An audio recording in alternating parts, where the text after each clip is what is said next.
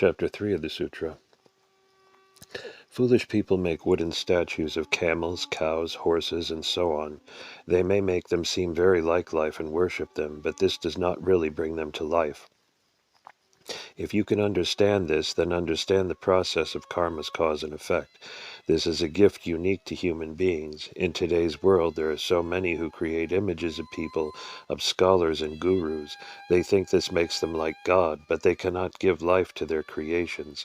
They really are confused. They make gold, silver, or bronze statues of spirits, then venerate them. They even make wooden statues of the spirits, people, and animals. But no matter how much the human statue looks like a human, or the horse statue like a horse, or the cow statue like a cow, or the donkey statue like a donkey, they cannot walk, they cannot speak, they cannot eat or drink, they have no real flesh or skin or organs or bones. Even though these statues cannot talk, everybody today wants to talk to them. If you eat something, you should know by its taste and smell whether it is good or bad. Only somebody who truly worships God can teach the sutras and expound the texts. Someone who fears punishments does what is right and tells others to do likewise. God loves such a one, and they are known as one who follows God's law. However, somebody who knows in their heart the right way to follow but does not do good, and encourages others not to do good, is unacceptable to God.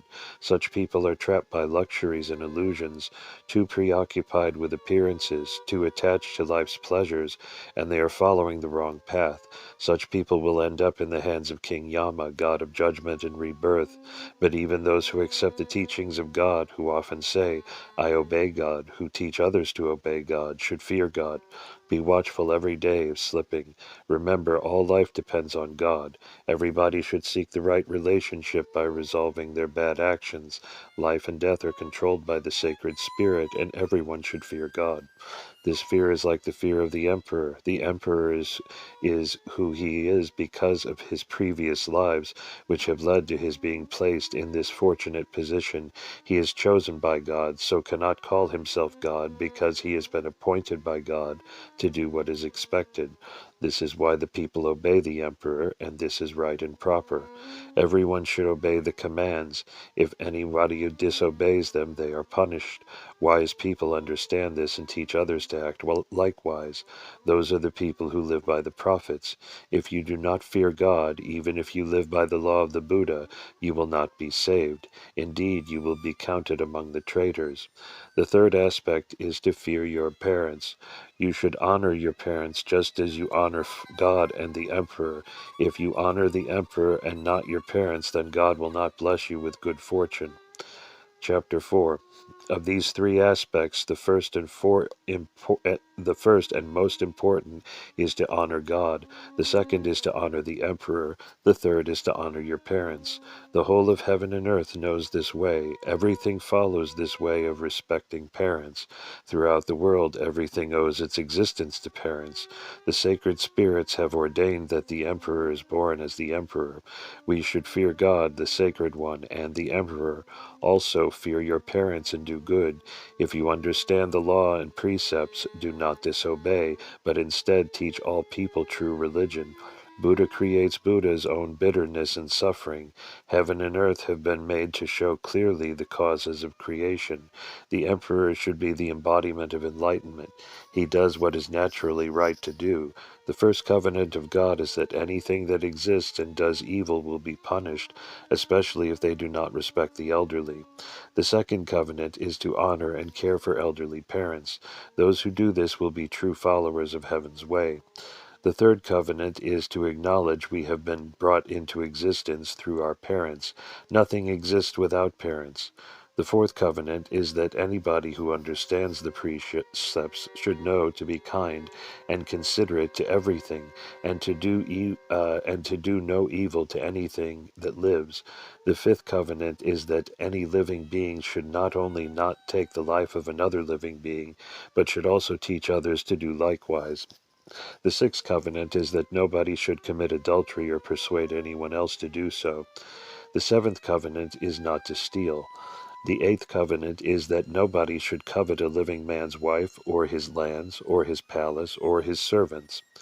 The ninth covenant is not to let your envy of somebody's goods, wife, son, or house, or gold lead you to bear false witness against them. The 10th covenant is to offer to God only that which is yours to give. But there is much more than this. Do not bully those weaker than you. Do not despise those more powerful than you. If someone is hungry, even if he is your enemy, care for him, forgive and forget. If someone is hard-working, help and support him. Clothe the naked. Do not abuse or try to deceive your workers, especially if you have no real work for them. To do so and thus fail to pay them brings suffering to their families. If you see someone abusing their workers like this, know that the sacred spirit will severely punish them. If a poor person begs for money, give generously. If you have no money, have the courtesy to explain why you can give only a little help. If someone is seriously ill or handicapped, do not mock, because this is the result of karma, and not to be ridiculed. Do not laugh at poor people in rags and tatters. Do not obtain anything by deception or force. If someone is arrested, tell only the truth. Never try to use false means to achieve anything. If someone who is alone or a widow or orphan brings a complaint against anyone, their quest for justice should not be hindered. Do not boast or brag. Do not cause dissent and strife by picking quarrels, arguments, or fights, and do not side with one party against another. Someone who has power and authority should not abuse it to make things go his way, so do not use your influence with authority to win a case. Keep quiet. Those who follow the precept should be charitable and humble. Turn away from evil to do good. Doing good will save you from tribulation, so do good to all. Those that do so and follow the covenants are those who know the precepts. If while studying the sutras you come to believe, then you have received the precepts. If you study but do not believe, then you have not received the precepts. All rest ultimately with God. Our saintly ancestors, both great and small, will stand before us and judge us in the end. The first thing is to obey God. God protects all that lives. Everything that lives does so as a result of this. It is forbidden to take a life, even for a sacrifice, for these teachings forbid taking any life. All sacrifice and slaying of the lamb is to be offered for the sacred spirit's blessings and forgiveness. If any living being does not follow this, does not do good, or sets out to do evil in secret, God will track them down. God will not look with compassion on such behavior, but God does not look with compassion on those who turn away from rejecting God and doing evil. But God does look with compassion on those who turn away from rejecting God and doing evil. God responded by coming to promote good deeds and replace the former law. Chapter 5. So God caused the cool breeze to come down upon a chosen young woman named Mo Yan, who had no husband, and she became pregnant. The whole world saw this and understood that God had wrought. The power of God is such that it can create a bodily spirit and lead to the clear, pure path of compassion. Mo Yan gave birth to a boy and called him Yesu, who is the Messiah, and whose father is the cool breeze. Some people claimed they could not understand how this was possible, and said that if the cool breeze had made Mo Yan conceive, then such a child must have been created at the bottom of the world. If the emperor sends a command, all loyal citizens must obey it. God looks down in compassion from heaven and controls everything in heaven and earth. When Yesu the Messiah was born, the whole world saw a bright mystery in the heavens. Everybody saw from their homes a star as big as a wagon wheel. This mysterious light shone over the place where God was to be found, for at this time the one was born in the city of Wenlishiken, Jerusalem, in the orchard of Butlam, Bethlehem. After 5 years had passed, the Messiah began to talk. He did many miraculous and good things while teaching the law. When he was 12, he assumed the holy word and began teaching.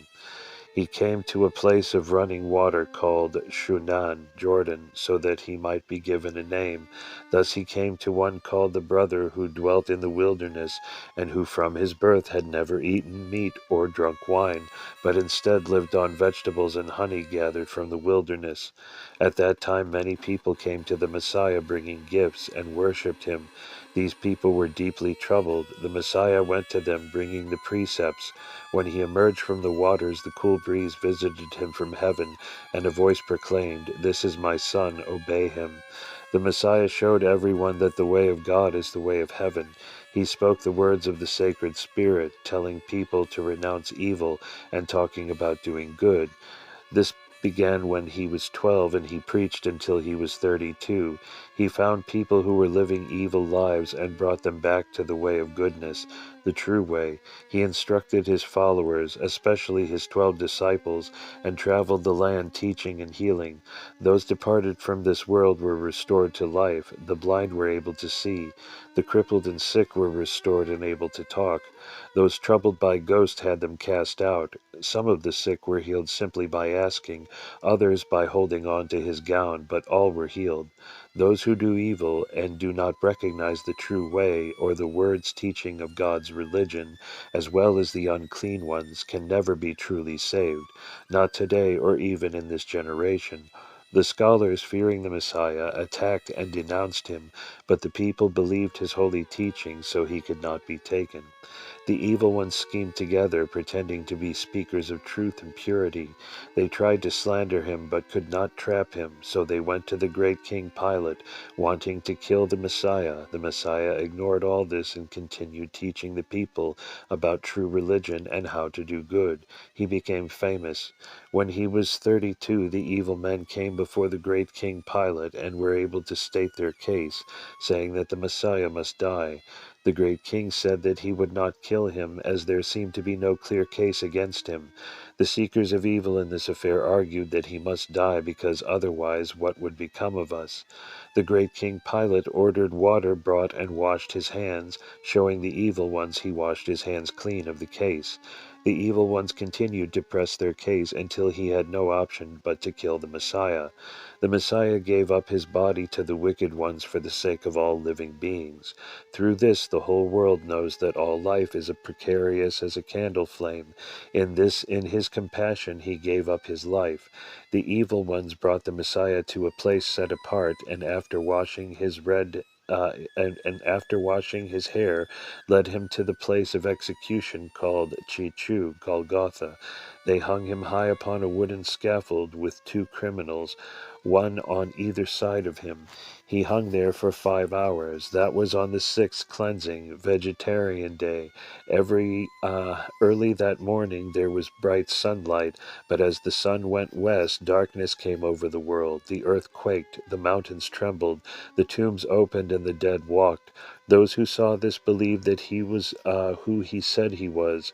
How can anyone not believe? Those who take these words to hear are true disciples of the Messiah. As a result, here the text breaks off. The 4 earliest Jesus Sutras show a remarkable ability by the Christians to learn to use material from other mission fields and churches to integrate the faith into a Chinese context. If, as I believe, the Sutra of Jesus Christ was compiled in about 650, then we have a gap of 70 years or so before the next Jesus Sutra was written. From these later writings, it is clear that during those 7 decades, the Church built on its first 20 years with extraordinary success. These final sutras of the Church in China are among the finest pieces of religious writing ever to have been produced in China. Chapter 7. The Fruits of the Church, the Great Liturgical Sutras. The 4 Great Liturgical Sutras are the jewels of the mature Church of the East in China. Through them we can hear, for the first time in more than 1,000 years, the voices of the Taoist Christians and their radical practices. We can stand with them in their worship and listen with them to the teachings of Jesus as they express them, perhaps more startlingly and even more beautifully than almost anything else being written by Christians elsewhere in the world at that time. How the Church of the East in China worshipped. The liturgical sutras presented the mature faith and language, imagery and skills of this most unusual form of Christianity. We know that these sutras were treasured because they had been carefully hidden and preserved in the caves at Dunhuang. They seem to have formed a prayer book or prayer collection and convey a sense of how the Chinese Christians worshipped. We have no idea what music they used, though the sutras themselves talk about the people chanting and singing in praise of the Messiah, from two fascinating illustrations that have survived from the Church of the East in China, we can make an educated guess about how the people worshipped. Long before we had found the ruined monastery of Dakin and its ancient statues of the Nativity, my team and I began to wonder how these ancient Taoist Christians worshipped. This prompted us to look at the first and most extraordinary illustration housed in the British Museum in London. Although it is rarely displayed due to its fragile state, I have had the privilege of seeing it once. The silk painting of a Christian Dharma king. Along with the 7th century scrolls in the cave of Dunhuan was found a frail silk painting on a banner. It is badly damaged, but enough remains for us to see what it is of a holy person. Initially, one might think this is a classical Chinese painting of a bodhisattva from the 9th century, but then one notices 3 crosses. One is on the end of a staff held across the body, one on his headdress, and one, at least, on the collar. This is meant to be a saint, and despite looking very Chinese, the figure has a small, thin red mustache, most un-Chinese. The position of the hands is particularly fascinating.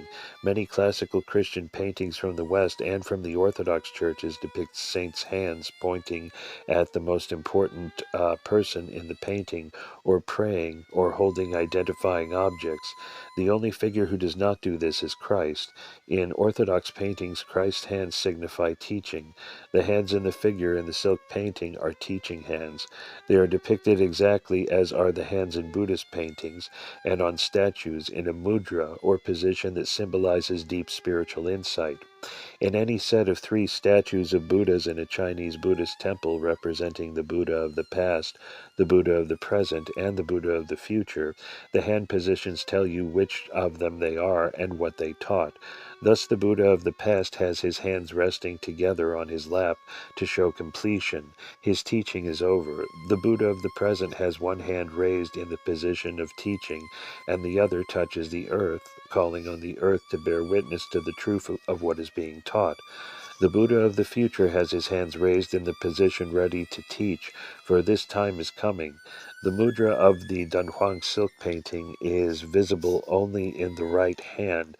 The majority of the left hand has gone, although it seems to have been meant to hold the staff. Given that the hand position on the banner shows the mudra of debate, of teaching, and that this is the only hand mudra also used in the Orthodox Church, but solely for Christ, it is possible that this figure is Jesus. If so, then we have an image of Jesus from the church in China, but whether or not it is Jesus, the painting is clearly of a Christian teacher, priest, or saint, and is all the more wonderful for having survived at all. The Church of the East in China obviously ascribed meaning to the hand positions of the figure, so it is safe to assume that the worshippers had also used their hands in the services of the church in China. The oasis painting of the Mass. The second painting is from the ruined walls of a church found in the deserted town of Koko in the Turfan Oasis in what was one of the most western provinces of Tang Dynasty China.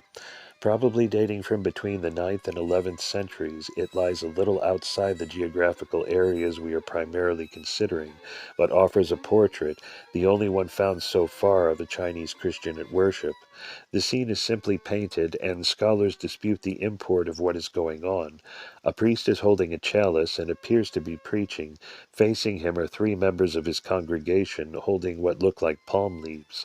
The scene resembles a celebration of Palm Sunday, though some think it may be a baptism ceremony. Of the 3 figures, the front 2 are clearly Uyghurs, members of a powerful tribe from Outer Mongolia, who were dominant in the region in the 8th to 10th century. Their Uyghur identity is confirmed by their headgear, but the third figure is equally clearly a Chinese woman. As such, she is the only early Chinese Christian worshipper of whom we have a picture. This scene is set inside a church depicting a service in which the participants are standing. It is very reminiscent of Christian Christians worshipping in a magnificent 4th century Roman fresco from the Lullingstone Villa in England. There the worshippers are standing, and their hands and arms are raised at either side, palms turned upward in invocational prayer. Similar positions of worship would have been adopted by members of the Church of the East. The invention of pews was very late. Most of it, not at all early Christian services, were conducted with all participants standing, and today this is still the case in Orthodox churches. The English have a reminder of this in a common phrase, "The weak go to the wall," which comes from the time when churches had only standing room and the weak moved to lean against the wall during the long services. So we can picture members of the church in China standing, arms raised, using mudra hand gestures to signify different aspects of the service or meaning in the liturgy. We know they chanted and sang, and that they listened to readings, joined in prayers, and celebrated the mysteries of Christianity.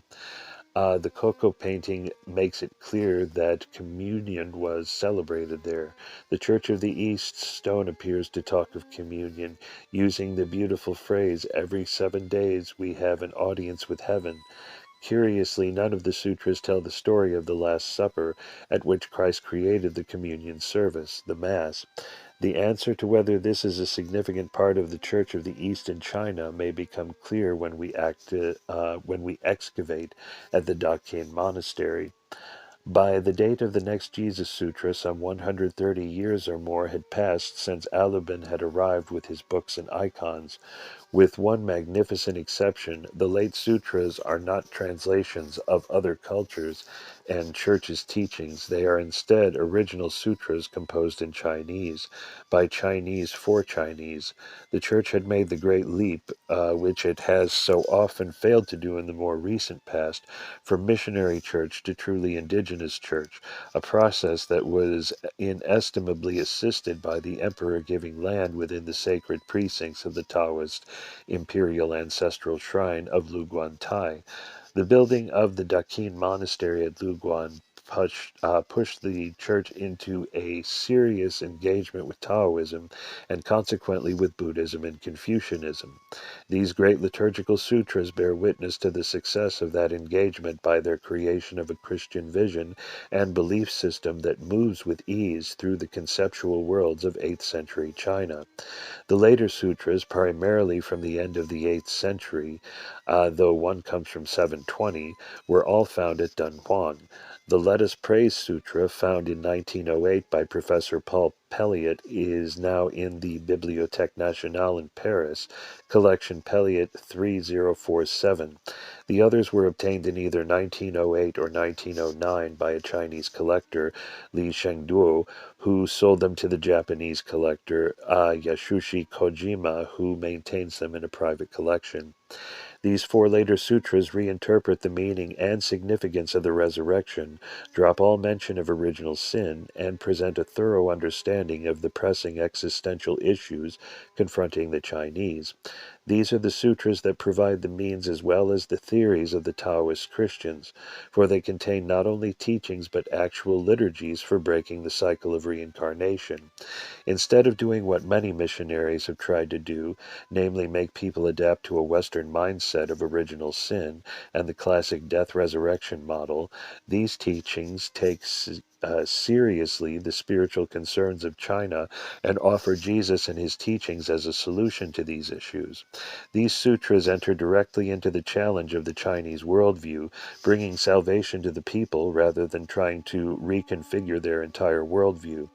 Many contemporary Christians who read these sutras will find them too radical, yet in them the Church of the East achieved one of the most remarkable retellings of the significance of Jesus, one faithful to the gospel message of redemption and liberation from our failures and weaknesses, karma, and a message of hope. Hope that the inevitability of rebirth could be broken and each believer freed to live in eternal bliss in the presence of God. Original nature, not original sin. One core concept that shapes all the liturgical sutras is that of original nature. This is radically at variance with traditional Christian thought, which has tended to emphasize the defects of humanity, the fault of original sin. In China, the tables are dramatically turned. The Church of the East broke away from the West just in time to avoid the magnificence and the curse of St. Augustine of Hippo, who took the basic notion of original sin and built it into the destructive force it was to become. In looking at the theology of the Church of the East, we can see what Christianity without St. Augustine might have been like. St. Augustine saw humanity as almost irredeemably wicked and perverse, rejecting any idea of some innate goodness. To him, salvation is an entirely undeserved act of grace that plucks us from our filthy state of evil. Augustine was opposed in this time by the first British theologian on record, a monk named Pelagius, who argued that the opposite, that human nature was basically good but had been corrupted and misguided by human weakness. The theology of Augustine triumphed in the West, but it was a theology similar to Pelagius's that triumphed in China. The term original nature or innate nature occurs in both Taoist and Buddhist thought. It signifies that all life is innately good but becomes corrupt or loses its way through the compromises of life and existence. A wonderful example of what this means is given in the writings of Zhuangzi, the Taoist philosopher and wit of the 4th century BC. Horses have hooves so that their feet can grip on frost and snow, and hair so that they can withstand the wind and cold. They eat grass and drink water. They buck and gallop, for this is the innate nature of horses.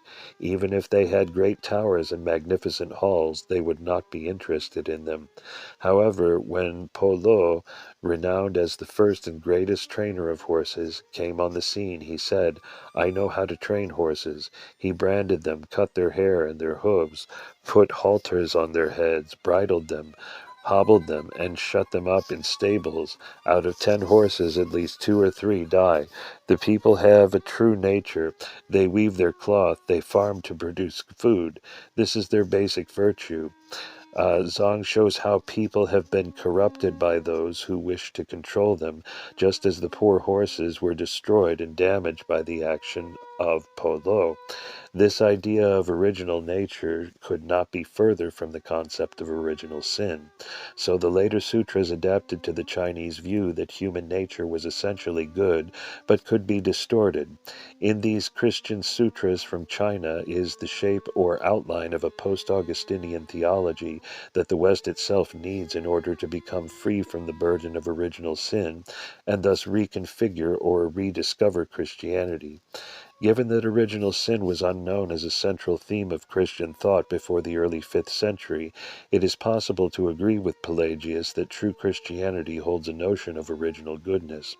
In a post-Augustinian Christian world, this rediscovery, embodied in the actual books and thoughts of a major ancient church, may well be a version of Christianity that can speak to spiritual seekers today.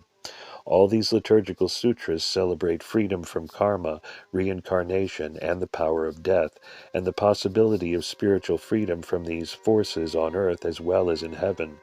As Jesus said when asked by the Pharisees when the kingdom of God was to come, "The coming of the kingdom of God does not admit of observation, and there will be no one to say, 'Look here, look there,' for you must know the kingdom of God is among you." Luke 18:20 and 21.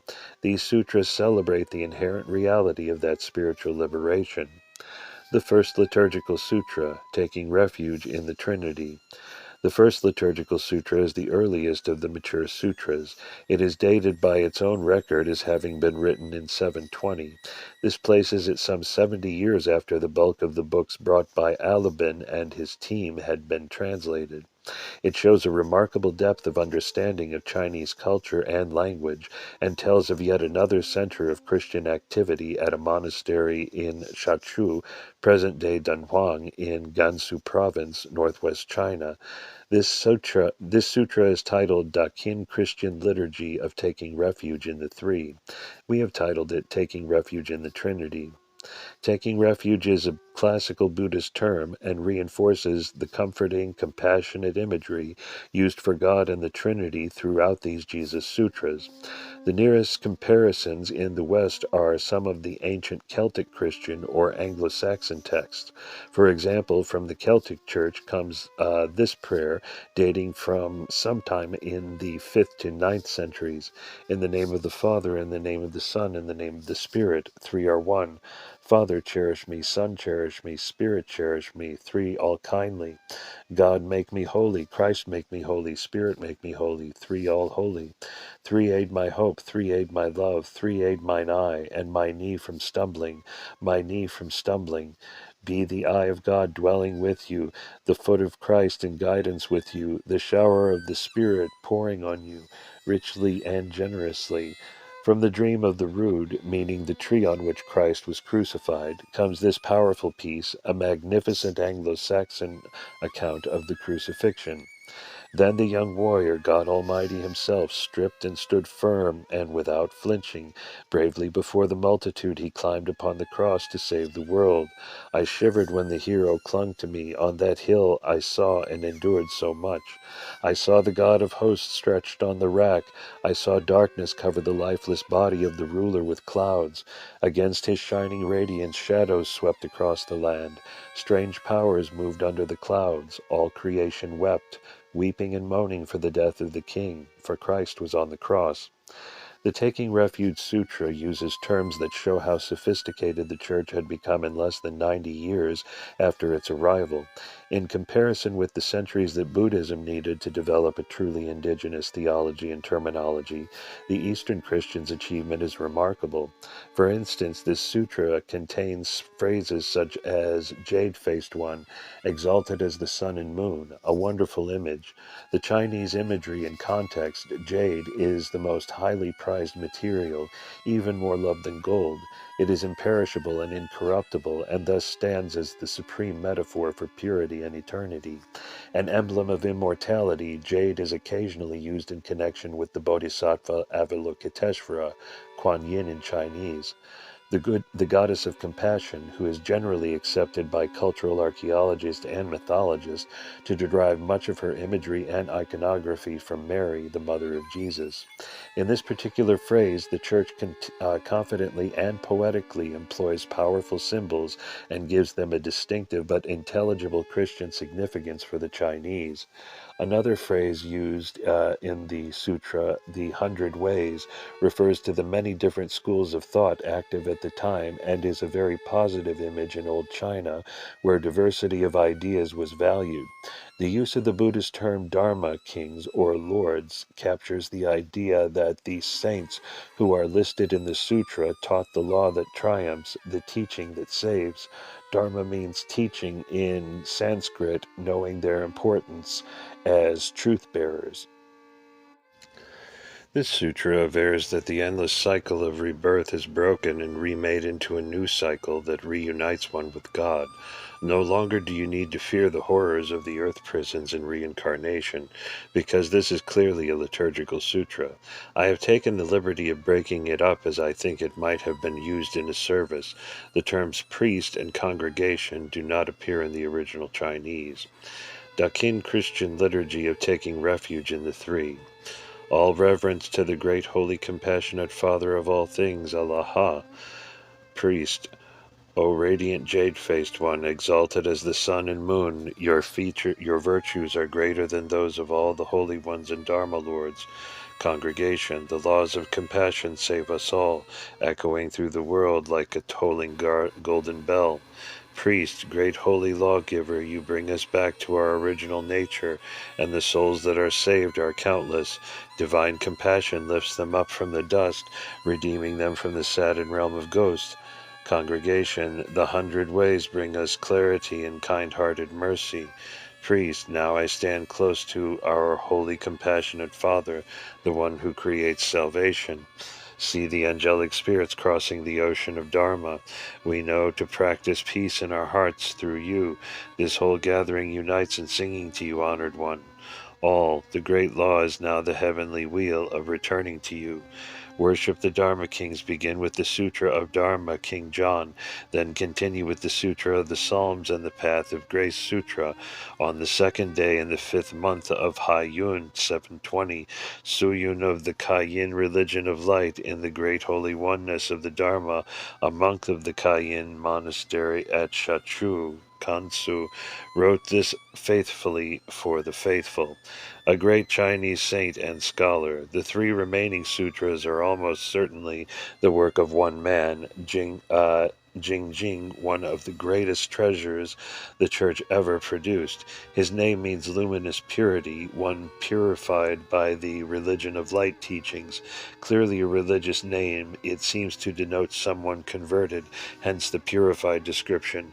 The taking of a specific religious name is common in all monastic religious traditions.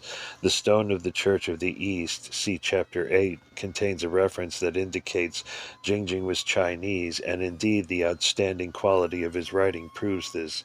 Jingjing was a monk and is identified on the stone as a priest of the Dakin monastery. If, as we believe, the stone was established to celebrate the completion of the restoration of the monastery and the building of its pagoda in 781, then we can reasonably suggest that Jingjing was a monk of that very monastery. It seems likely that he composed his sutra there. Given the extraordinary degree of familiarity with Taoism, and in particular the Tao Te Ching, shown in this sutra and text, Jingjing becomes the very embodiment of why the church built a major monastery right beside the Taoist monastery and academy dedicated to the Tao Te Ching.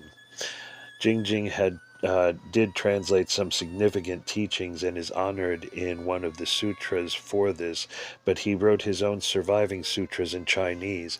It is clear that his sutras, which were among documents found at Dunhuang, are from a continuing church that treasured the works of their greatest writer. More than 200 years after he wrote his liturgies and sutras, Jingjing was still revered and praised for his work. The codicil on the liturgical sutras, Let Us Praise, below, speaks of two key historical figures in the life of the church, Alubin and then Jingjing. Jingjing should be recognized as a Dharma king, a saint, one of the most outstanding Christians ever produced by China. He is also, to the best of our limited knowledge, the greatest product of the Tang Dynasty Church in India. He wrote works that are masterpieces of world spirituality in his ability to interpret to a Chinese world the significance of Jesus' human incarnation. He deserves to be recovered from obscurity and recognized by contemporary spiritual seekers with the same admiration and affection that his own church clearly had for him. The second liturgical sutra, Let Us Praise. The first of Jingjing's liturgical sutras is the invocation of the Dharma Kings and sacred sutras, which we have entitled Let Us Praise. With Let Us Praise, the song list of sutras indicates the breadth of material the church then had available in its more established years. It is likely that one or two mentioned in the list are ones we have translated after different names. For example, the Sutra of Subtle Peace and Happiness may well be the sutra I have called, the Sutra of Returning to Your Original Nature, and the Sutra of Origin of Life may be the Sutra of Cause, Effect, and Salvation. Others are clearly books from the Bible, such as the Book of Psalms and the Acts of the Apostles. Others are tantalizing hints of sutras that have not yet been found. For example, the Sutra of Charity and the Origin of the Soul, and the Sutra of Broad Teaching and the Three Levels. The titles alone show us that the church in China had undertaken the development of a gospel for the Chinese cultural world. The terms Mar, used as a suffix to various names in the sutra, is a religious title meaning either holy or father, as for example in association with a bishop or patriarch. Some of the names, for example King Gur, King Hanana, refer to people of whom we know nothing. It is possibly King Hanana refers to the head of the Theological College of Nisibis circa 1610. Mar Barsama was the great 5th century saint who built the foundations of autonomy for the Church of the East in Persia, and Mar Sergius may be the bishop of Elam sent to the Turkic tribes by Patriarch Timothy circa 780. The text at the end offers a fascinating insight into the work of the Church and confirms that Jingjing is almost certainly the author of all three of these sutras. It also shows that although Syriac was the language of the priests and the majority of the books by 530 remained in Syriac, 34 books were translated into or written in Chinese. That the document was written by a Chinese is clear from the rather regretful note that because most of the books were still in Syriac, the insights remained untranslated, still tied up. Invocation of the Dharma Kings and Sacred Sutras. Let us praise Allah, the Great Father and Mysterious One. Let us praise the Messiah, His Supreme Son. Let us praise the Holy Spirit who witnesses divinity. Let us praise the Dharma. Dharma King John, Dharma King Luke, Dharma King Mark, Dharma King Matthew, Dharma King Moses, Dharma King David, Dharma King of Easter, Dharma King Paul, Dharma King of the Thousand Peacock Eyes, Dharma King Simeon, Dharma King Mar Sergius, Dharma King George, Dharma King Mar Barsama, Dharma King Simon and the 24, Dharma King Hanana, Dharma King Jose, Dharma King Michael, Dharma King Salas, Dharma King Gur, Dharma King Announcing Teachings John. Let us praise the constantly bright Supreme Happiness Sutra, the Sutra of Origins, the Sutra of Subtle Peace and Happiness, the Sutra of Heavenly Treasures, the Sutra of Psalms, the Sutra of the Message of Grace, the Sutra of the Origin of Life, the Sutra of Understanding Truth, the Sutra of Precious Brilliance and of Revealing Teaching, the Sutra of Charity and the Origin of the Soul, the Sutra of Broad Teaching and of the Three Levels, the Sutra of Discipline, the Sutra of Grace, the Sutra of Proclamation, the Acts of the Apostles according to Luke, the Sutra of Paul's Dharma and of Zacharias, the Sutra of George the Monk and of Anisilla, the Sutra of Ceremonies and in praise of the three powers, the Sutra of the Laws of Moses and of Elijah, the Sutra of Bethlehem and the Announcing Dharma King, the Sutra of the Messiah, Creator of heaven and earth, the Sutra of the Four Gates and of Revelation, the Sutra of Mar Sergius and of the Cross and of hymns. Let us praise them. We have examined these sutras, and we know that in all there are 530 belonging to the Dakin-rooted religion. They are written in the priest language. In the 9th year of the Zhenguan era in the reign of Emperor Taizong of the Tang, priest Alubin, Bishop of the West, came to China and offered a petition to the imperial throne in his own language. Fang Zhenling and Wei Zhang translated the liturgy and presented it. Then the emperor ordered priest Alubin Jingjing to translate the 30 sutras above. However, most of the sutras may remain untranslated, still tied up. The third liturgical sutra, the Sutra of Returning to Your Original Nature. In what is the most beautiful of the Jesus Sutras, the Sutra of Returning to Your Original Nature, we are taken step by step through a salvationary journey to freedom from karma, past lives, and rebirth in a fusion of uniquely Christian imagery. Taoist teachings and Buddhist philosophy, Jingjing weaves a masterful narrative. This sutra and the one that follows it are dated circa 780 to 790. Both are in private collections in Japan. The start of the sutra has been lost except for a few words, but after a few damaged lines, we enter a text modeled on the classic Buddhist sutra style of Buddha in discourse with his followers. The sutra is wonderfully rich in imagery. Its basic outline is a discourse between the Messiah, his disciple Simon, and the adoring throng of all who had escaped from the realm of desire, that is, the physical world, and come to the great preaching place of purity and clarity. This could be a figurative image of the Sermon on the Mount or a Christian version of Vulture Peak, where in Buddhist sutras of the Chinese tradition, the Buddha taught of the cosmos. The core notion of ending the wheel of karma is introduced immediately, when the Messiah says all must clear their minds and set aside all wanting and doing. Desire and action generate karma, its cause and effects. For what you do now, you pay or reap the rewards later. By practicing Wu Wei, the Taoist term meaning actionless action, you do not create bad karma. The sutra explains the nature of the Messiah and God and leads to the Messiah promising that because of who he is, he can rescue all creatures. And it is this which will enable you to transcend rebirth. The Messiah then introduces what could be called the Tao of Jesus. The heart of it is summed up in four terse phrases that are then explored for the rest of the sutra. No wanting, no doing, no piousness, no truth. This 235. The sutra then says that being a Christian is the fulfillment of good deeds in past lives. From goodness in past lives, people come to this religion, and through the faith they find happiness. Simon, know this. You ask me about the triumphant law. What your ancestors have done bears fruit in you. Their karma finds its outcome in you. 3:18, 20 to 21. This is followed by my favorite image in all the sutras, that of Jesus scaling ladders and steps cut into the mountain to enable the faithful to be brought to the place of peace and happiness. This image may be original or may be derived from Hindu or Buddhist imagery. For instance, the game of snakes and ladders has its origins in Hindu imagery of karma and rebirth and salvation. Here, the incarnation has become a means by which God rescues those unable to move from this world of cause and effect, rebirth and desire, to the pure land of God.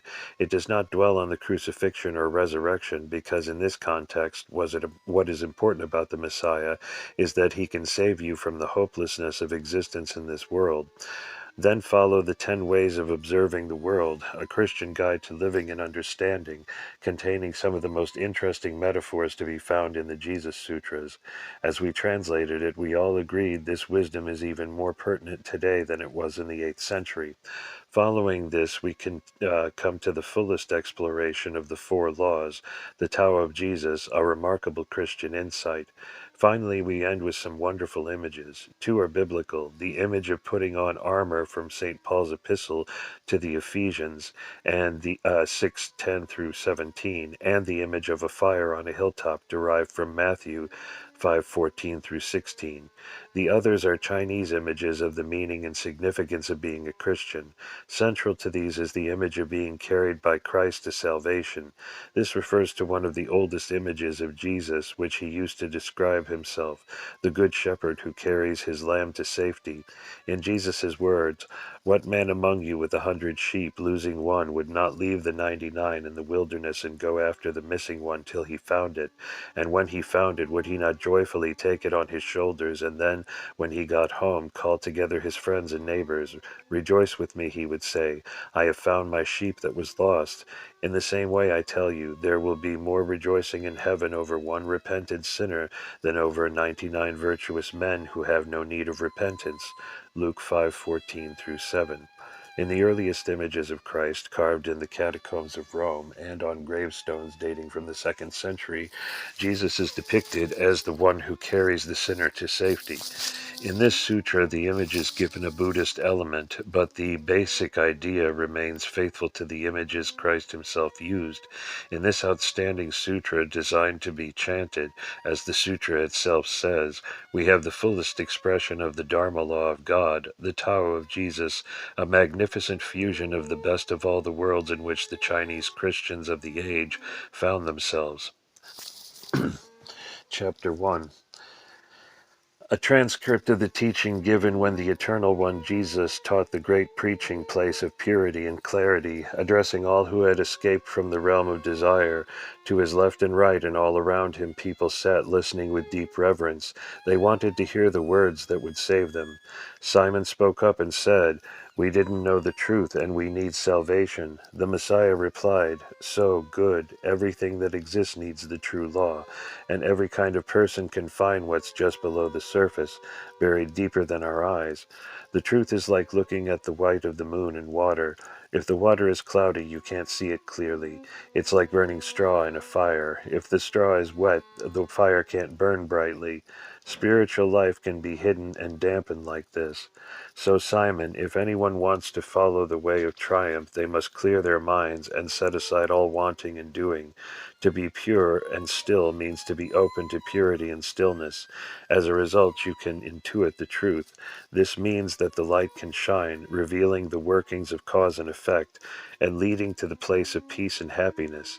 Simon, know this, I carry myself in strangeness, and words that can teach out north, south, east, and west. If I am everywhere in the world, then I don't know how I am. If I am truly in my words, then I don't know what I signify. If a person has a made-up name, no one really knows who he is. Trying to know and to see are irrelevant. Why is this? People struggle trying to figure it all out. This struggle creates the desire to do something. Doing creates movement, which results in anxiety. Then it is impossible to find rest and contentment. This is why I teach no wanting and doing without doing. It stops you thinking about things which disturb you. Then you can enter into the source of pure empty being.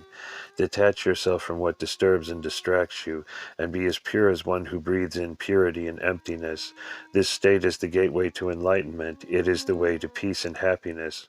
Chapter 2. Simon, know this, I can be found throughout heaven and earth. I am the way to the spirits. I can be seen among the people. I can embody forms beyond knowledge. I protect everyone regardless of who they may be. I have come to help those who have gone wrong. This has never been seen before. This pure, effortless emptiness has never been known. Why is this?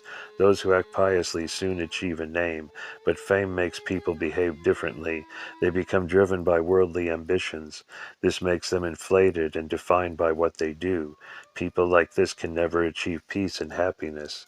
The all-knowing essence speaks through me, and what it says is, those who don't act piously and don't seek a name, trust in their own heart's guidance. They can go beyond wanting and trust in direct spiritual communication. Understanding what is true, they know that this is the way to peace and happiness. Simon, you should know this. I see the law. I see the reality without the distraction of form. I hear the law. I am not distracted by sounds. I smell the law, and I know how to ignore smell. I taste the law, and I am not distracted by flavors. I embody the law, and I can sense it in my body. My heart is the law, so I can feel it all. These 6 principles lead to the highest awakening. Through the light of the teaching, everyone can be saved. This teaching has existed in heaven from the beginning, and it brings great blessing as well as good fortune. It brings fortune for everyone as great as the sheerest mountain, and there is nothing to compare with it. So gather all you good people together, pray and sing, and light will come and enlighten you. Who will discover the all-embracing knowing, the mystery, which will lead you to peace and happiness, and it is this which will enable you to transcend rebirth. Simon, know this, it is a place of incredible blessing beyond all conceivable imagining, and it is for everyone. I study this myself, and yet there's no way to prove it. Why is it like this? Because it cannot be proved. How can you define what is beyond definition?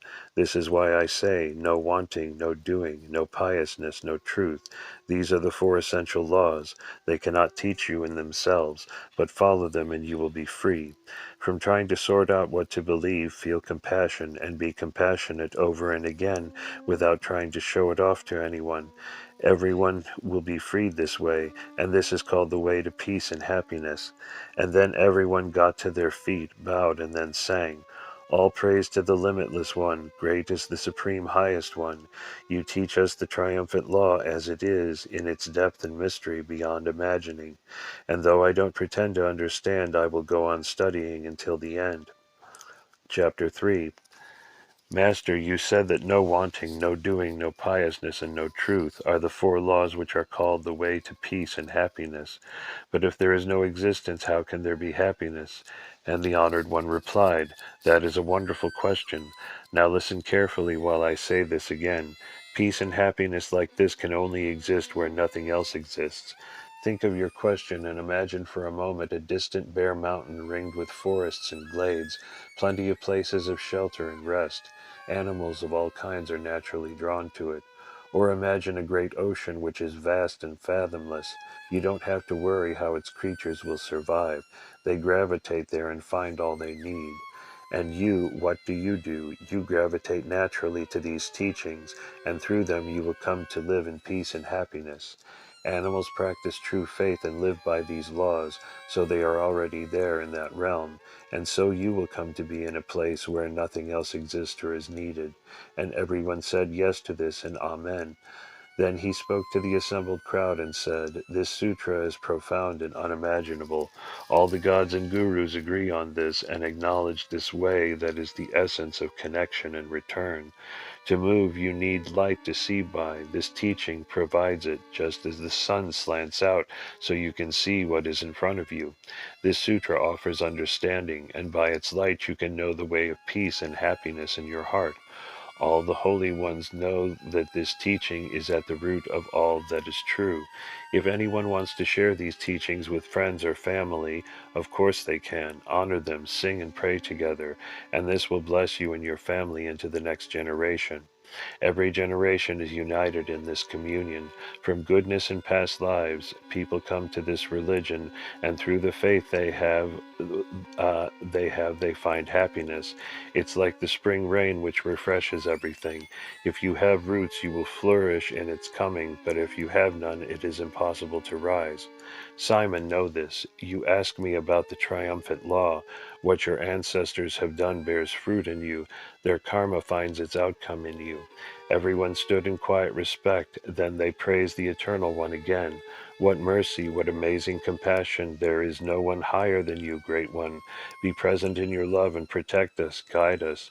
You have watched over us for generations, saving our fathers and forefathers, and daily bringing people to share in peace and happiness. But some of us are lost and need to be led back. And the Messiah said, "What you say is true. It is like a precious mountain. Its translucent jade forest and fragrant pearl fruits are food for those who thirst for healing. I will tell you a story. There was a sick man who heard people talk about this precious mountain. Day and night he longed to reach it. The thought never left him. But the mountain was high and miles away, and he was very crippled. He longed to realize his dream, but he couldn't. But he had a close relative who was wise and resourceful, and this man had scaling ladders brought and steps cut, and with some friends he levered and pushed the sick man up until he reached the summit, and there he was healed. Simon, know this. People coming to this mountain were confused and unhappy because of their worldly desires. They had heard the truth. They knew it could lead them to the way. So they tried to scale this mountain, but in vain. Love and faith had all but died in them.